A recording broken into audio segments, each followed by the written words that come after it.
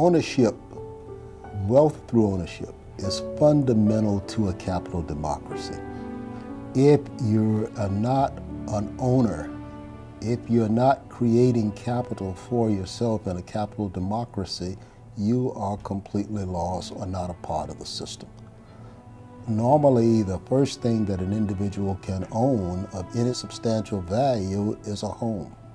We felt like we really meant something in the world to own our own house, to be so young and to own our own house, like we were really making progress in the world. The old cliche is that if you could fog a mirror, you could get a loan. In this case, it was almost as if you knew somebody who could fog a mirror, you could get a loan. The money was available, developers bought land and started building more homes. And they just kept building and building and building, figuring that it would never come to an end. There was so much money out there, and they wanted to get as much of it as they could. So you had this dichotomy of some people, particularly people in the industry, talking about, you know, this is just a minor blip, everything is going to be fine. At the same time, what they were doing was writing mortgages that were really just a catastrophe, and the system was sort of imploding.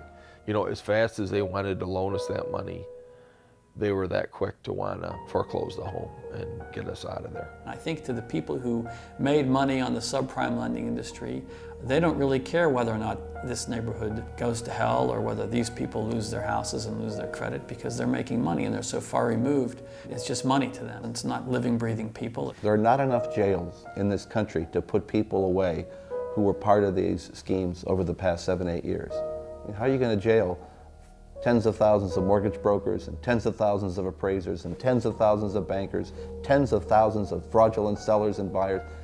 It's unlike anything I've ever seen.